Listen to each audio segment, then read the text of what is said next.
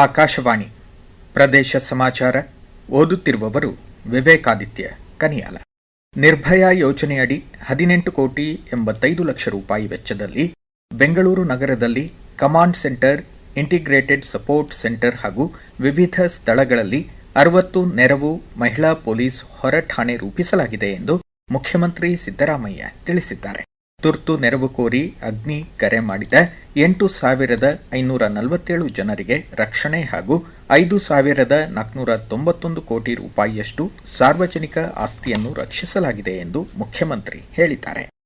ರಾಷ್ಟ್ರಪತಿ ದ್ರೌಪದಿ ಮುರ್ಮು ಇಂದು ಸಂಜೆ ಹೊಸದಿಲ್ಲಿಯ ರಾಷ್ಟ್ರಪತಿ ಭವನದಲ್ಲಿ ಆಯೋಜಿತ ನಾಗರಿಕ ಪ್ರಶಸ್ತಿ ಪ್ರದಾನ ಸಮಾರಂಭದಲ್ಲಿ ಪದ್ಮ ಪ್ರಶಸ್ತಿಗಳನ್ನು ಪ್ರದಾನ ಮಾಡಲಿದ್ದಾರೆ. 2026ರ ಮೊದಲ ನಾಗರಿಕ ಪ್ರಶಸ್ತಿ ಪ್ರದಾನ ಸಮಾರಂಭದಲ್ಲಿ ರಾಷ್ಟ್ರಪತಿಗಳು 2 ಪದ್ಮ ವಿಭೂಷಣ, 6 ಪದ್ಮಭೂಷಣ ಹಾಗೂ 58 ಪದ್ಮಶ್ರೀ ಸೇರಿದಂತೆ ಒಟ್ಟು 66 ಪದ್ಮ ಪ್ರಶಸ್ತಿಗಳನ್ನು ಪ್ರದಾನ ಮಾಡಲಿದ್ದಾರೆ. ಉತ್ತರ ಕನ್ನಡ ಜಿಲ್ಲೆ ಭಟ್ಕಳದ ಶಿರಾಲಿಯ ಕಳಿನಟ್ಟಿ ನದಿಯಲ್ಲಿ ಕಪ್ಪೆ ಚಿಪ್ಪು ಸಂಗ್ರಹಕ್ಕೆ ತೆರಳಿದ್ದ ಒಟ್ಟು 11 ಜನರು ಅಸುನೀಗಿದ್ದಾರೆ. ನೀರಿನಲ್ಲಿ ಮುಳುಗಿ ನಾಪತ್ತೆಯಾಗಿದ್ದ ಪಡುಶಿರಾಲಿ ನಿವಾಸಿ 52 ವರ್ಷದ ಜಟ್ಟಪ್ಪ ನಾಯ್ಕ ಅವರ ಮೃತದೇಹ ಇಂದು ಬೆಳಗ್ಗೆ ಪತ್ತೆಯಾಗಿದೆ. ಮೃತಪಟ್ಟವರ ಕುಟುಂಬಸ್ಥರಿಗೆ ತಲಾ 5 ಲಕ್ಷ ರೂಪಾಯಿ ಪರಿಹಾರ ಘೋಷಿಸಿರುವುದಾಗಿ ಜಿಲ್ಲಾ ಉಸ್ತುವಾರಿ ಸಚಿವ ಮಂಕಾಳ್ ಎಸ್ ವೈದ್ಯ ತಮ್ಮ ಎಕ್ಸ್ ಖಾತೆ ಮೂಲಕ ತಿಳಿಸಿದ್ದಾರೆ. ಉಡುಪಿ ಹಾಗೂ ಕುಂದಾಪುರದ ಆಸ್ಪತ್ರೆಗಳಲ್ಲಿ ದಾಖಲಾಗಿ ಚಿಕಿತ್ಸೆ ಪಡೆಯುತ್ತಿರುವ ಸಂತ್ರಸ್ತರನ್ನು ಭೇಟಿ ಮಾಡಿದ ಸಚಿವರು ಆರೋಗ್ಯ ವಿಚಾರಿಸಿ ಚಿಕಿತ್ಸೆಯ ಸಂಪೂರ್ಣ ವೆಚ್ಚ ಸರ್ಕಾರ ಭರಿಸಲಿದೆ ಎಂದರು. ಸಂತ್ರಸ್ತರ ನೋವಿಗೆ ಸ್ಪಂದಿಸಿ ತಕ್ಷಣ ಪರಿಹಾರ ಘೋಷಿಸಿದ ಪ್ರಧಾನಮಂತ್ರಿ ನರೇಂದ್ರ ಮೋದಿ ಅವರಿಗೆ ಉತ್ತರ ಕನ್ನಡ ಜಿಲ್ಲೆ ಜನತೆ ಪರವಾಗಿ ಸಂಸದ ವಿಶ್ವೇಶ್ವರ ಹೆಗಡೆ ಕಾಗೇರಿ ಕೃತಜ್ಞತೆ ಸಲ್ಲಿಸಿದ್ದಾರೆ. ಕರ್ನಾಟಕದಲ್ಲಿ ಪರಿಶಿಷ್ಟ ಜಾತಿ ಮತ್ತು ಪರಿಶಿಷ್ಟ ಪಂಗಡಗಳ ಜನಸಂಖ್ಯೆಗೆ ಅನುಗುಣವಾಗಿ ಶಿಕ್ಷಣ ಹಾಗೂ ಉದ್ಯೋಗದಲ್ಲಿ ಮೀಸಲಾತಿ ಕಲ್ಪಿಸಬೇಕು, 2022ರ ಅಧಿನಿಯಮವನ್ನು ಜಾರಿಗೊಳಿಸಬೇಕು ಎಂದು ಮಾಜಿ ಸಂಸದ ವಿಎಸ್ ಉಗ್ರಪ್ಪ ಆಗ್ರಹಿಸಿದ್ದಾರೆ. ಉಚ್ಚ ನ್ಯಾಯಾಲಯ ನೀಡಿರುವ ತಡೆಯಾಜ್ಞೆಯನ್ನು ತೆರವುಗೊಳಿಸಲು ಕೇಂದ್ರ ಹಾಗೂ ರಾಜ್ಯ ಸರ್ಕಾರಗಳು ಮುಂದಾಗಬೇಕು ಎಂದು ಒತ್ತಾಯಿಸಿದರು. ಕೊಪ್ಪಳ ನಗರದಲ್ಲಿ ಆಯೋಜಿತ ಸಂವಾದದಲ್ಲಿ ಪಾಲ್ಗೊಂಡು ಬಳಿಕ ಸುದ್ದಿಗೋಷ್ಠಿ ಉದ್ದೇಶಿಸಿ ಅವರು ಮಾತನಾಡಿದರು.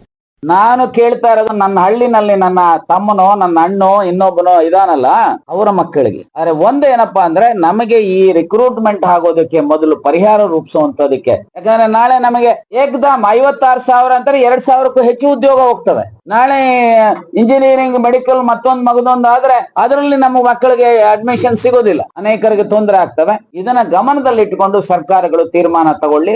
ಸರ್ಕಾರಗಳು 2 ಸಹ ನಮ್ಮ ತಾಳ್ಮೆ ಪರೀಕ್ಷೆ ಮಾಡೋದಕ್ಕೂ ಹೋದ್ರೆ ಪ್ರಜಾತಂತ್ರ ವ್ಯವಸ್ಥೆನಲ್ಲಿ ಅಹಿಂಸಾತ್ಮಕವಾಗಿ ಏನು ಹೋರಾಟಗಳಿದ್ದಾವೆ. ನಾನು ಆಗ್ಲೇ ಹೇಳಿದೆ, ಒಂದು ಅಹೋರಾತ್ರಿ ಸಾಂಕೇತಿಕ ಧರಣಿಯನ್ನ ಬೆಂಗಳೂರಿನಲ್ಲಿ ಜಿಲ್ಲಾ ಕೇಂದ್ರಗಳಲ್ಲಿ ಮಾಡುವಂತದ್ದು ಒಂದು ಸಜೆಷನ್ ಇದೆ.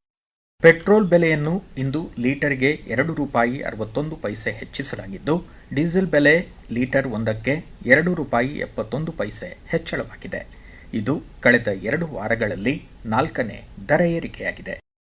ಯುಜಿಸಿ ಸಿಇಟಿ 2026 ಸೀಟು ಹಂಚಿಕೆ ಬಗ್ಗೆ ಜಾಗೃತಿ ಮೂಡಿಸಲು ರಾಜ್ಯದ 65 ಸರ್ಕಾರಿ ಹಾಗೂ ಅನುದಾನಿತ ಇಂಜಿನಿಯರಿಂಗ್ ಮತ್ತು ವೈದ್ಯಕೀಯ, ದಂತ ವೈದ್ಯಕೀಯ ಕಾಲೇಜುಗಳಲ್ಲಿ ಇಂದಿನಿಂದ 30ನೇ ತಾರೀಖಿನವರೆಗೆ ಮಂಥನ ಕಾರ್ಯಕ್ರಮ ಆಯೋಜಿಸಲಾಗಿದೆ.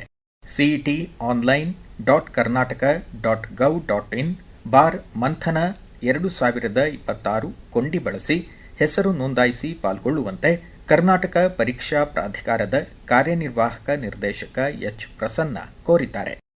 ಜೂನ್ 1ನೇ ತಾರೀಖು ರಾಜ್ಯಾದ್ಯಂತ ಸರ್ಕಾರಿ ಶಾಲೆಗಳಲ್ಲಿ ಶಾಲಾ ಪ್ರಾರಂಭೋತ್ಸವ ನಡೆಯಲಿದೆ. ಎಲ್ಲ ಶಾಲೆಗಳಲ್ಲಿ ಏಕಕಾಲಕ್ಕೆ ನಡೆಯಲಿರುವ ಮಹಾಪೋಷಕ ರಕ್ಷಕರ ಸಭೆ ಮೆಗಾ ಪಿಟಿಎಂ ಅನ್ನು ಉದ್ದೇಶಿಸಿ ಮುಖ್ಯಮಂತ್ರಿ ಸಿದ್ದರಾಮಯ್ಯ ಹಾಗೂ ಶಾಲಾ ಶಿಕ್ಷಣ ಖಾತೆ ಸಚಿವ ಮಧು ಬಂಗಾರಪ್ಪ ವಿಡಿಯೋ ಸಂವಾದದ ಮೂಲಕ ಮಾತನಾಡಲಿದ್ದಾರೆ.